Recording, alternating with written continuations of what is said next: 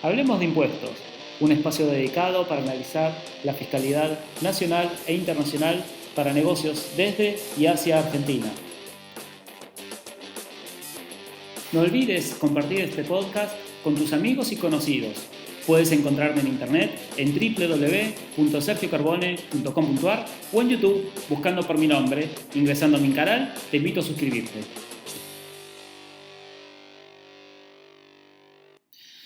Hola, ¿qué tal a todos? Hoy es 8 de julio del año 2020 y son como las 8:30 de la noche y la verdad no tenía para nada pensado grabar un podcast y menos hablar sobre este tema. Pero la verdad es que mi amigo personal Lucas en Twitter trajo a discusión un tema que siempre me atrapó, que cuando lo leí la primera vez sentí que se trataba de una cuestión completamente injusta y después cuando analicé la dogmática que informa este concepto del derecho o esta pretensión del derecho tributario dije, no, pará, esto está bien y es razonable. ¿De qué quiero hablar? Del exit tax. ¿Qué es el exit tax? Se lo suele, como dice la palabra, es un impuesto de salida. Ahora, ¿de qué se trata esto? Y bueno, nosotros ¿qué hacemos cuando alguien viene y te plantea esta cuestión? Vas a Google y te fijas a ver qué dice exit tax y de pronto te volvés analista, especialista en impuestos de salida. ¿Por qué? Porque encontraste en Google alguna que otra referencia. ¿Y qué es lo que encontré? Porque obviamente, bueno, a ver, ¿de qué se trata esto hoy? Bueno, no se habla de la dogmática en Google de qué se trata esto, pero sí vemos rápidamente que es un impuesto que está en España y naturalmente todos conocemos que el expatriation tax en Estados Unidos está.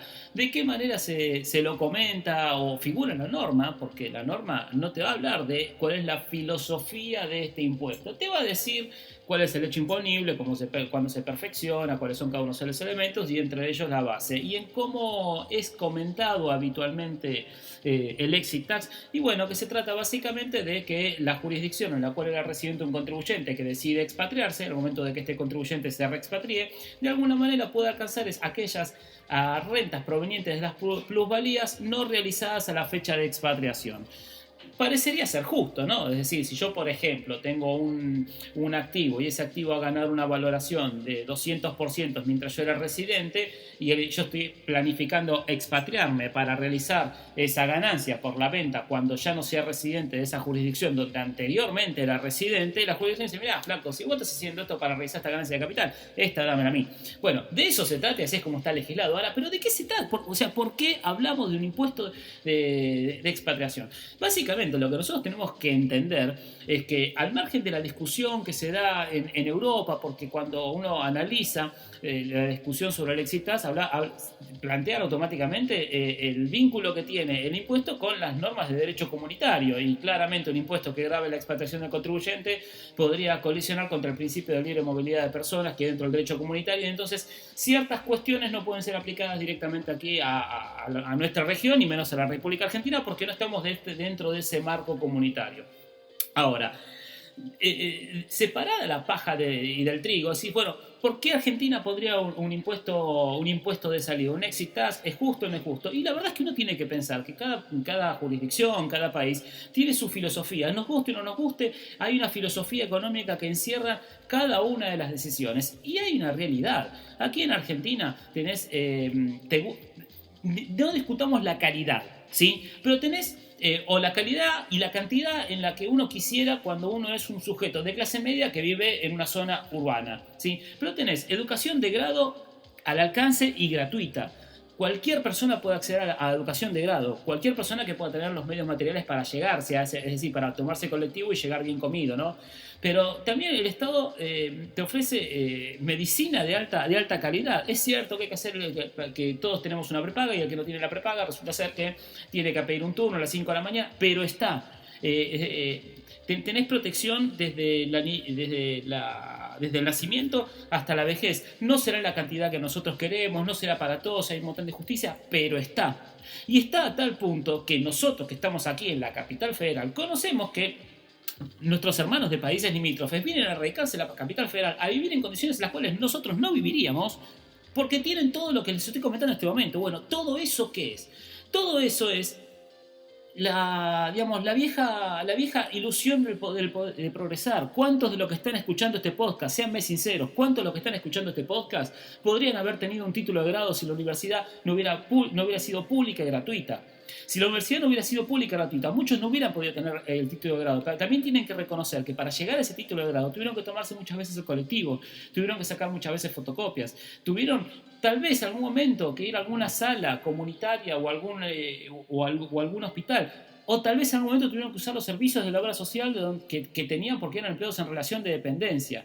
Y eso no es lo que nosotros vemos cuando vemos una serie en Estados Unidos, donde nosotros podemos ver que la gente se muere porque no tiene asistencia sanitaria o se gradúan y la deuda que tiene por haber estudiado su grado en Estados Unidos implica dos departamentos, o el valor de 2 departamentos aquí en la República Argentina.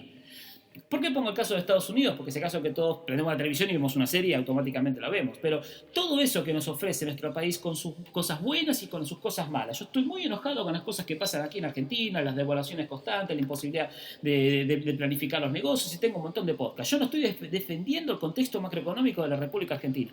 Pero cuando hablamos de un exit tax, se trata de que aquella persona que pudo realizar alguna ganancia aquí en la República Argentina, usufructuando el mercado, este mercado desorganizado que tenemos, con sus altibajos, con su mercado cambiario completamente destrozado, también da oportunidades. Que las hayamos encontrado nosotros, que usted, que yo las hayamos encontrado, no quiere decir que no existan. Existen. El mercado revuelto genera oportunidades. Pero vamos al caso más básico. Supongamos que una persona que nace en un contexto socioeconómico de la Villa 31. ¿Sí?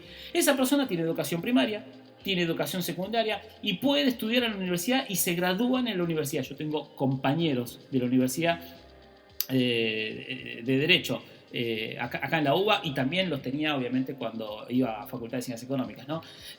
Compañeros míos de grado de la UBA que de pronto todavía siguen viviendo en la Villa 31 y están estudiando y se van a graduar. Ahora, esa persona que se graduó con todo su esfuerzo, que tenemos que reconocer, es cierto, se tiene que esforzar mucho más de lo que se esfuerza cualquiera de nosotros, que yo me podía tomar el colectivo cuando era chico y hoy voy en auto.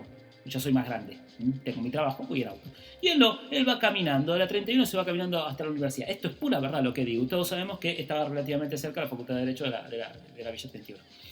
Lo que quiero decir es, ese sujeto, el día de mañana se gradúa, consigue un buen trabajo, logra que su empleador le pague una maestría en Derecho Internacional a Estados Unidos, va a estudiar a Estados Unidos, vuelve, consigue bienes, consigue rentas y después se decide expatriar porque está enojado de su país, porque se volvió completamente liberal y se olvidó de que él en realidad es producto de la contención que le dio el Estado. Buena, mala, el Estado le dio una contención. ¿De qué se trata el impuesto de expatriación? Es decir, flaco, vos lo que hiciste, ya sea que te graduaste de abogado, de médico, lo que sea, o hiciste tu riqueza con este mercado, bueno o malo, lo hiciste, lo tenés, ¿sí? Juntaste bienes, eso que vos hiciste está para que vos sigas estando en este país y sigas produciendo, con nuestros problemas, con nuestros bemoles. Yo sé que voy a tener mucha gente que me diga, no, estás equivocado. Yo también sé lo que está pasando, pero también sé positivamente que si no hubiera sido por una universidad pública y gratuita, yo no hubiera sido contador, ni hubiera estado haciendo mi segunda carrera, ni hubiera estado con mi maestría en tributación internacional. La maestría tuve que pagar, obviamente, pero a un precio que no existe en ninguna parte de Latinoamérica ni del mundo. Y eso pasa solamente en Argentina.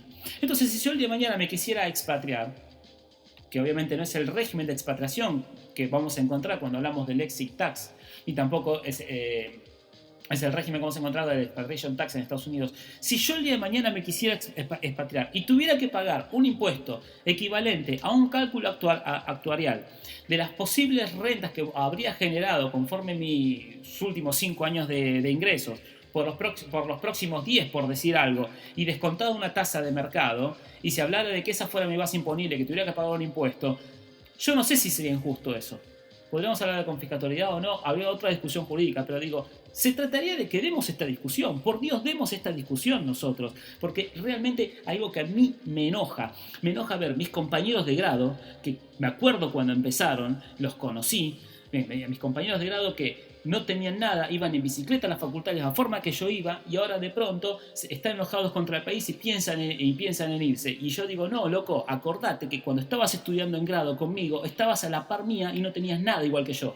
O de pronto ibas en colectivo y veíamos al que venía en auto a estudiar que no se graduaba nunca porque no tenía los problemas. Y vos lo pudiste hacer. Y si lo pudiste hacer fue por su esfuerzo, sí, pero no fue sola toda meritocracia. Fue un contexto porque en otros lados no lo hubieras podido hacer. En Chile no lo hubieras podido hacer. Entonces, de eso se trata, reconocer que es justo que si el Estado en su conjunto te dio un contexto de contención, en cualquier contexto, yo lo pienso en la facultad porque me la paso estudiando y es mi mundo, pero de vuelta, bien, mal o lo que sea, acá hay derechos que han sido reconocidos en los últimos 15 años que no los teníamos.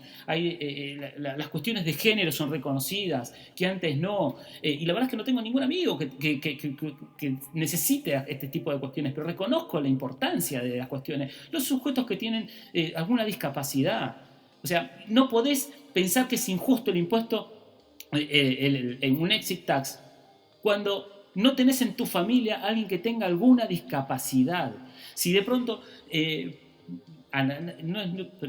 ojalá que a nadie le pase de los que me están escuchando, pero ponele que te pase y te toca tener un hijo con una discapacidad. ¿Sabés lo importante que tengas un Estado que te pueda bancar todos los tratamientos y todos los medicamentos que tiene tu pibe, aunque tengas que pagar una prepaga? Te puedo asegurar que la guita que se gasta en tener o ayudar o colaborar con el desarrollo de un sujeto con discapacidad es impagable porque son 4 sueldos o 3 sueldos de un empleado de relación de dependencia de comercio.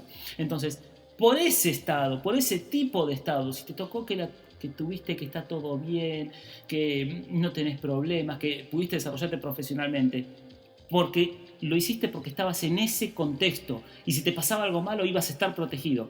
Por eso es que es justo, desde el punto de vista dogmático, dar a la discusión de un exit tax. Y lo digo con conocimiento de causa. Yo tengo un nene que tiene discapacidad. Y yo era el tipo más insensible del planeta. Hasta que descubrí que eso sucedía. Y descubrí lo importante de que el Estado esté presente. Tiene su prepaga, él. Por supuesto que tiene su prepaga. Pero si el Estado no hubiera estado presente, la prepaga no cumpliría. Y no tendría el plan médico que tiene porque es una obligación legal. Porque acá tenemos una protección que afuera no lo tiene. Y me gradué de la universidad pública. Y si no hubiera sido por la universidad pública, no me hubiera graduado. Como muchos de los que me están escuchando y muchos de mis amigos. Estoy un poco enojado porque quiero que se dé la discusión. No quiero que pensemos es confiscatorio. Quiero que la demos. Si después de dar la discusión decidimos que está mal como se plantea, que hay que mejorarlo o que es injusto, acepto perder.